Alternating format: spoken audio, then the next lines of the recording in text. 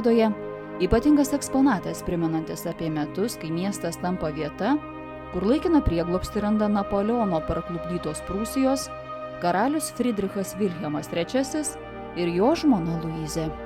Būtent Luizai turėjo būti padovanota suknelė iš šio prabangaus Berlyne aukso siūlai siuvinėto audinio, tačiau dėl ankstyvos karalienės mirties dovanos įteikti taip ir nepavyko. Bėgdami nuo Prancūzijos kariuomenės Prūsijos karališkoji šeima, karališkasis dvaras, vyriausybė į Klaipėdą atvyko 1807 sausio pradžioje ir čia praleido 1 metus. Prūsijos kariuomenė buvo per vieną dieną prancūzų sutriuškinta.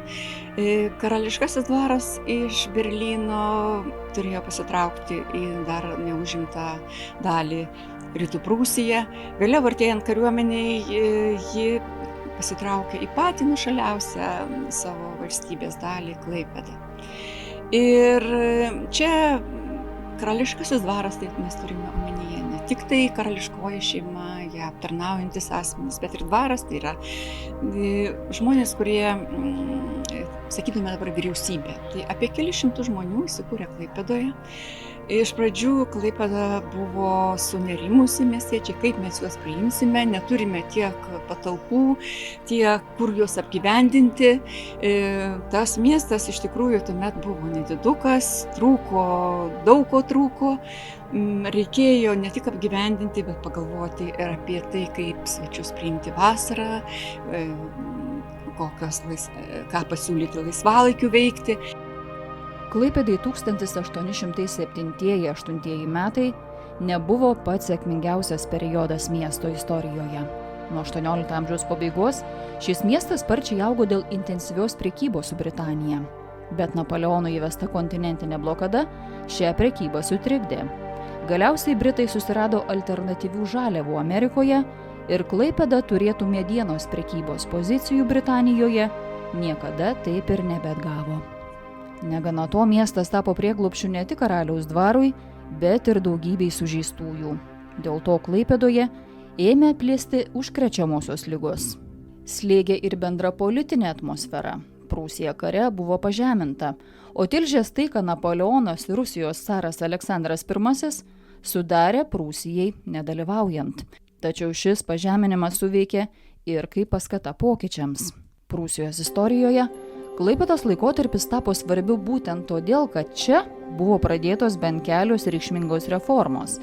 Priimti sprendimai turėjo įtakos visai Prūsijos valstybei. Prūsija, kadangi yra parklupdoma kaip valstybė ant kelių, jinai inicijuoja daugybę reformų, kurios kaip tik ir dalis jų ir prasideda Klaipėdoje, pradedant baudžiavos panaikinimu Prūsijoje, baigiant kariuomenės reformavimu, miestų reforma, žydų emancipacija ir aukštojo mokslo reforma, daugybė žodžių dalykų, kurie iš esmės keičia Prūsijos visos valstybės istoriją XIX amžiuje. Jie pradedami svarstyti anksčiau, bet būtent Klaipėdoje karalius sudarinėja pirmasis komisijas, pasirašinėja pirmuosius dekretus, kuriais yra šitie sprendimai pradedami įgyvendinti. Svarbiausias dokumentas, ir kuriuo Klaipėda gali didžiuotis, ant kurio yra dokumento parašyta vieta Mėmelis, 1807 spalio 9 diena, tai yra ediktas apie valstiečių išlaisvinimą. Tai yra apie baudžiavos panaikinimą valstybėje. Tas turėjo milžinišką įtaką tolimesniai raidai. Ir kuomet jau mes 23 metais kalbame apie Klaipėdos krašto prijungimą ir tokius pastebėjimus, kad štai Prūsijoje, kad ir vienoje pusėje gyvenantis valstiečiai yra žymiai turtingesni, žymiai sutvarkyta infrastruktūra, o kitoj pusėje, tai didžioji Lietuvoje, yra valstiečių padėtis dar tokia, ypatingai dar ir po karo, jinai yra gana varginga. Tai visą tai vis tik nulėmė ankstesnis baudžiavos panaikinimas.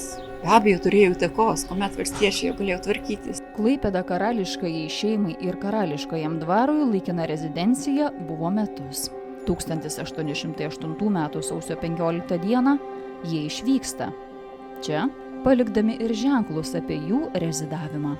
Miestiečiai stengiasi prisiminti tuos laikus, jam žino jau dar XIX amžiaus viduryje, jam žino gatvių, suteikdami Luizės ir Friedricho Vilhelmo karališkosios šeimos narių gatvių pavadinimus, vėliau atsirado karališkoji giraitė, o XIX amžiaus pabaigoje tų atminties ženklų atsirado itin daug.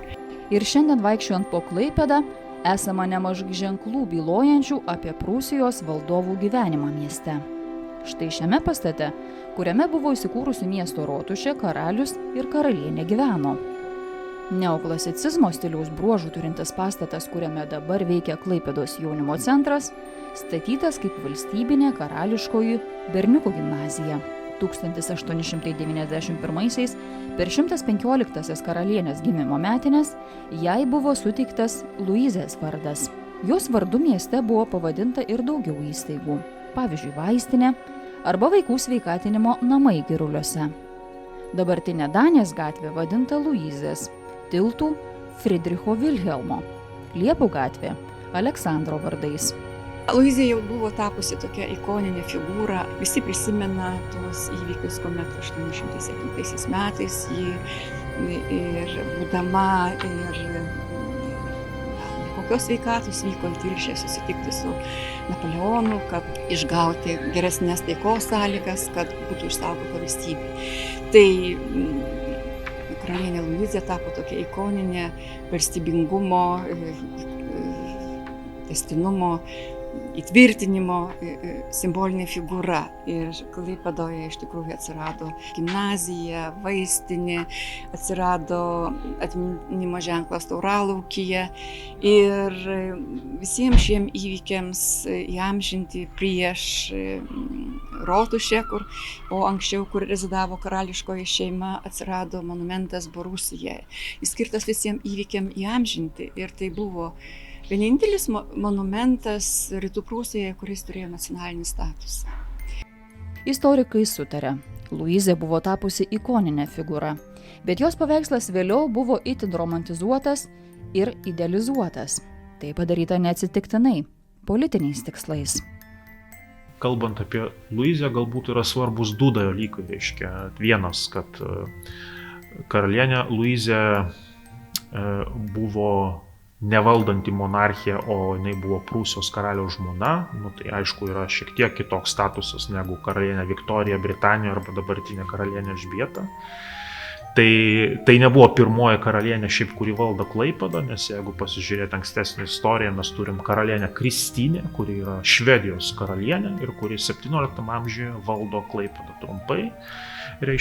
Tai jeigu mes norime tikrai ieškoti moterų kaip valdovių ir tai pirmiausia reikėtų apie Kristinę kalbėti, kuri pas mus yra visai užmiršta.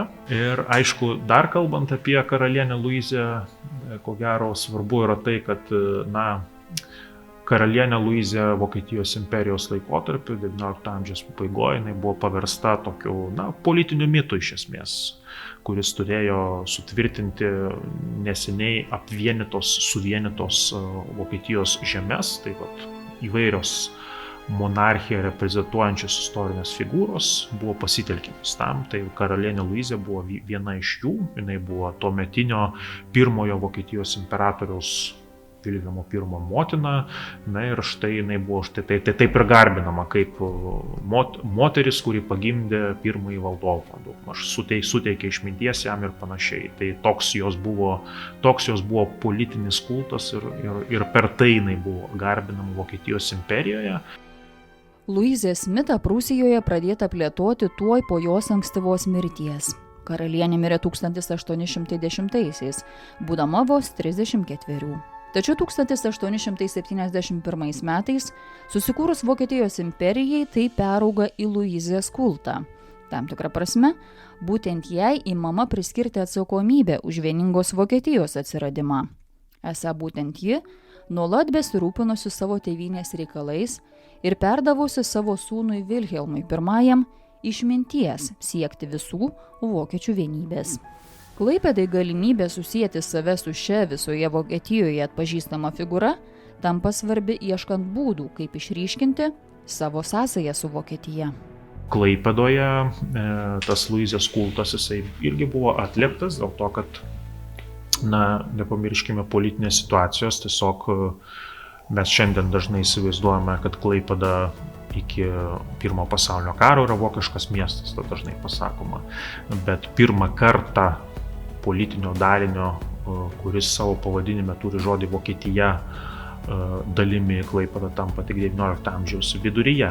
Tai XIX amžiaus pabaigoje šitai miestiečių bendruomeniai dar reikia rasti savo vietą naujajame Vokietijos reiche, dėl to, kad iki tol jie priklauso Prūsijai ir jiems yra paprasta tapatinti su Prūsija. Jie žino, kad miestiečių bendruomenė yra karaliaus pavaldiniai, tai yra karališkasis miestas, viskas yra suprantama.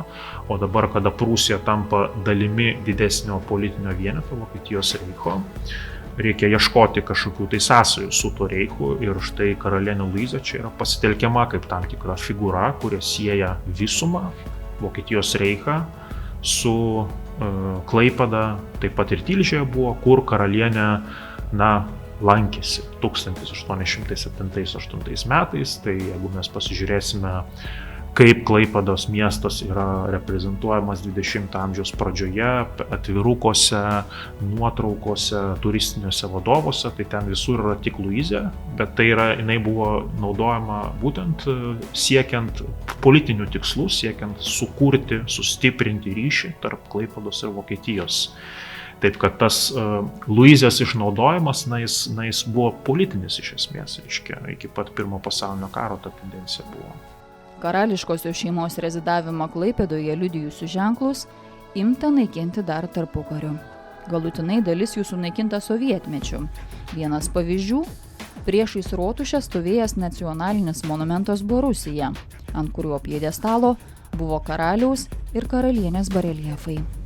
Mažajame Turalaukėje karalienei Luizei atminti pastatytas paminklinis akmuo taip pat buvo nugriautas.